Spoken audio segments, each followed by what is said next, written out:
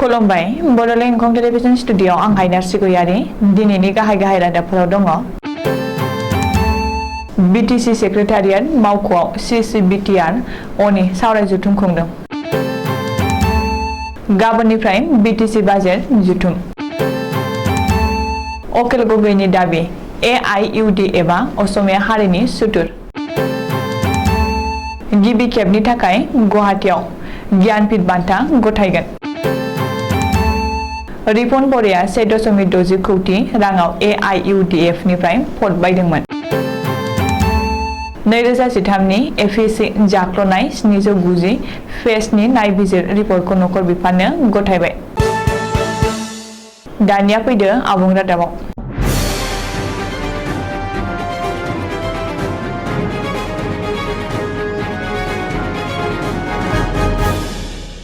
BTR ओनसोलनि गुबुन गुबुन मोन 30 आफाद आरो फरायसा आफादफोरनि दैदेनगिरि थान्दैफोरखौ लाना दिनै बिटिसि सेक्रेटारियेट मावख'नि सावराय नब्लाङाव CCBTR नि मोनसे गोनांथार मेल खुंनाय जायो। CCBTR नि बे मेलखौ सामलायदों बिटिआरनि गाहाय प्रमद बर'आ। बबेखानि CCBTR नि बे सावराय जथुमाव बिटिसि सोरखारा बिटिआर ओनसोलनि गासैबो हारि माहारि आफादफोरनि दैदेनगिरि थान्दैफोरजों लोगोसे हारिनि गुबुन गुबुन जेंना जेंगोना आरो बेफोरखौ सुस्रांनाय SC/SC फोरमानलाइनि जेंना, हानि जेंना, NRC नि जेंना, नांगौ बादि फोरमानलाइ थानायनि उनावनो डिप'टार महरै फोसावजानाय डिप'टारनि जेंना, गासैबो हारि माहारिनि राव हारिमु रैखाथि होनायनि सायाव राहा लानायजों लोगोसे बिटिआरनि गासैबो जिल्लायाव फोनांजाबनाय राहाफोरनि बागै गेबेङै सावरायनाय जायो होननानै मिथिनो हादों। मख'नो गोनांदि बेफोरनि गासैबो जेंनानि बागै बिटिसि सोरखारा थाबैनो आसाम सोरखारनो फोरमायगोन होननानै बिटिसि सोरखारनि फोसावगिरि आरो मावफुं सोद्रोमा अरुप कुमार देआ गावनि अफिसियेल फेसबुक पेजआव फोसावदों। रिपर्ट बादिब्ला CCBTR नि बे सावराय जथुमाव बिटिसिनि बुंथिगिरि काथिराम बर', मावफुं सोद्रोमाफोर फारियै अरुप कुमार दे, रन्जित बसुमतारी, उइलसन हांसदा, रनेन नार्जारी, गौतम दास, रेवरेवा नार्जिहारी, MCLA माधव छेत्री, बिटिसिनि प्रिन्सिपाल सेक्रेटारि अनुराग गयल, गुबुन गुबुन बिफाननि मावख'गिरिफ्रा आरो गुबुन गुबुन माहारियारि आफादनि दैदेनगिरिफ्रा बाहागो लायो। बिटिसिनि बाजेट जथुमा गाबोननिफ्राय जागायगोन। 2022-23 राङारि बोसोरनि बिटिसिनि बाजेट जथुमा गाबोननिफ्राय जागायगोन। नाथाय गाबोननिफ्राय जागायनो गोनां बिटिसिनि 2022-23 राङारि बोसोर बाजेट जथुमनि हाबाफारि एबा केलेन्डारनि सायाव हेंथा दोलोआ गोजोननाय गैयै फोरमायदों। BPF नि MCLA देरहासार बसुमतारीआ दिनै मोनसे खौरांगिरि मेल खुंना जानो गोनां बिटिसि बाजेट जथुमनि हाबाफारिखौ गोजोननाय गैयै फोरमायदों आरो खुद्रिदों। बेजों लोगोसेनो प्रमद बर' दैदेननाय बिटिसि सोरखारा भारतनि संबिजिरखौ लाजि फोनांदों होननानै गोख्रों अजद होदों। देरहासार बसुमतारीआ खौरांगिरि मेलाव बुंदों दि सुबुंखान्थि हादराव जाय जाफेराखै बेनो जानो थांगासिनो दङ। रायजो राजानि गांनाय उखैनायखौ मिथिनो थाखाय आरो बेफोरनि बागै सावरायनो थाखाय बाजेट जथुमनि जागायनायावनो सोंथि होनाय आरो कुइज आवारखौ लायो। नाथाय बेनि उल्थायै आथिखालाव बिटिसि बुंथिगिरि आरो बिटिसि सोरखारा कुइज आवारखौ फोजोबनायानो दोनदों आरो बेखौ BPF आ गोख्रों हेंथा खालामदों आरो गाबोननिफ्राय जानो गोनां बाजेट जथुमखौ BPF आ दिनैनिफ्रायनो हेंथा खालाम जेनबाय होननानै देरहासार बसुमतारीआ बुंदों। मख'नो गोनांदि गाबोननिफ्राय जानो गोनां बिटिसि बाजेट जथुमाव BPF नि MCLA फ्रा गोख्रोङै बाहागो लागोन होननानैबो देरहासार बसुमतारीआ खौरांगिरि मेलाव फोरमायदों। AIUD एबा असमिया हारिनि सुथुर। AIUDF नि MLA सिराजुद्दिन आजमाला असमिया रावनि सायाव लाजि फोनांनाय बानबुंथि होनायनि फिनजाथाय होना बे बाथ्राखौ बुंदों। शिबसागरनि MLA अकिल गगैआ AIUD एबा असमिया हारिनि सुथुर दोलो होननानै अकिल गगैआ बुंदों दि AIUDF नि थाखायनो आसामाव मौलबादि राजखान्थिया जौगासारदों।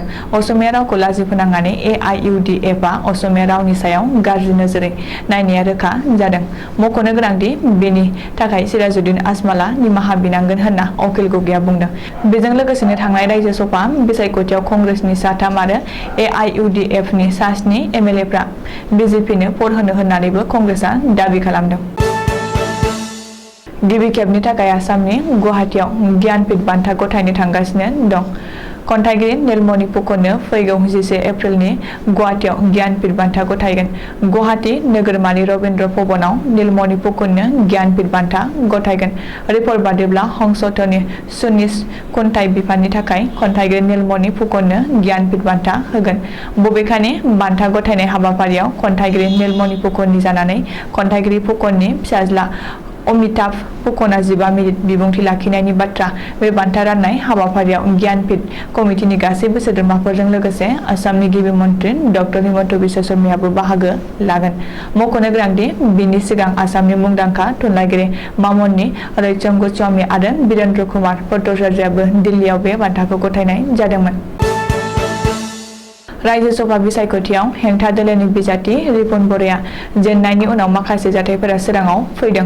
खुंथाय गोहोनि दोलोजों लोगोसे हेंथा दोलोआबो हर्स ट्रेनिं आरो गराय बायलाय फानलाय खालामनाया सोराङाव फैदों। बे दाबिखौ खालामदों आसाम प्रदेश कंग्रेस कमिटिनि मावफुं आफादगिरि आरो एमएलए कमल कयदे पुरकायस्थआ। मख'नो गोनांदि हेंथा दोलोनि बिजाथि रिपुन बर'आ AIUDF नि 1 कौटि 60 लाख रां होनानै रायजो सभा बिसायख'थिनि टिकेट खालामदों। नाथाय AIUDF नि एमएलएफ्रा 1 कौटि 60 लाख रांखौ लाना भट होनाय समाव थगायदों होननानै कमल कयदे पुरकायस्थआ बुंदों। बबेखानि रिपुन बर'आ AIUDF नो रां हरनायनि बागै जेबो फोरमान होनो हानाय नङा। नाथाय बिनि सावरायनायाव APCC नि मावफुं आफादगिरि महरै गावबो सासेमोन होननानैबो कमल कयआ दाबि खालामदों। ओरैहाय कमल कयदे पुरकायस्थआ मैया बे गेदेरथार दाबि खालामनायखौ थारला नेवसिगारदों। APCC आफादगिरि भुपेन बर'आ आरो बे दाबिया सैथोथि गैया होनना बुंनायजों लोगोसे बेबादि नंखाय बाथ्राखौ बांसावनायनिफ्राय गोजानाव थानो थाखाय कमल कयदेखौ खावलायो। नाथाय आफादगिरि भुपेन बर'नि हुमखि होनायनि उनावबो कमल कयदे पुरकायस्थआ गावनि दाबिखौ हमथानानै दं आरो रिपुन बर'आ 1 कौटि 60 लाख राङाव AIUDF निफ्राय भट बायदोंमोन होननानै दिनैबो गले गले दाबि खालामदों। थांनाय 2013 मायथाइयाव आसाम पाब्लिक सार्भिस कमिशननि जाख्लनाय केसखौ नायबिजिरनानै आजिरा मोननाय बिजिरगिरि बिप्लब कुमार शर्माया गासै 700 पेजआव लिरनानै नखर बिफानो गथायबाय। नखर बिफाननि नेहाथारि नीरज बर्माया बे नायबिजिर रिपर्टखौ आजावदों होननानै सुलुङाव फोरमायदों। गासै 40 SCS आरो APS अफिसारफोरनि मुङा बे नायबिजिर रिपर्टआव हाबनानै दं होननानै मिथिनो मोननाय जादों। बिसोरनि गेजेराव खायसेया गोजौ रेंकआव प्रमोशनबो मोनलांबाय होननानै मिथिदों। अदेबानि रायजो सोरखारा बेनि सायाव मा राहा लायो बेखौसो नोजोर होनो गोनां जाबाय। दिनैनि रादाबा एसेनोसै। गोजोन्थों।